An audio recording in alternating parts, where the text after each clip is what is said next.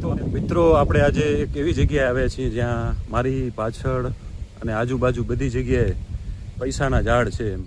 ક્યાં વાત કરે છે એમ. હવે આ પૈસાના ઝાડ તમને ખબર જ હશે કે આ ઝાડ કયા છે. લગભગ બધા ઓળખતા જ હશે આ ઝાડને. હવે એની હકીકત શું છે એ આપણે આ પૈસાના ઝાડવા જેના છે એને પૂછીએ કે ભાઈ આની હકીકત શું છે, આ એટલા બધા પૈસા આ ઝાડ ઉપરથી કેમ કમાય છે લોકો. તો ચાલો આપણે જાણીએ.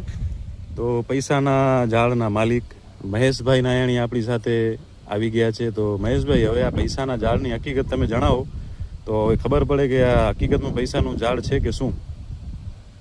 આ પૈસાનું ઝાડ તો છે એ તો નક્કી છે, પરંતુ એની પાછળ ખેડૂતોની રાત દિવસની મહેનત અને હવામાન જો અનુકૂળ બેનું કોમ્બિનેશન 100% થાય તો ખૂબ પૈસાનું ઝાડ છે, એમાં કોઈ બેમત નથી. હવે તમે એમ કહો છો કે આમાં ખેડૂતની રાત દિવસની મહેનત છે, તો હવે એ રાત દિવસની મહેનત તમે કઈ રીતે કરો છો અને કેવી મહેનત કરો છો?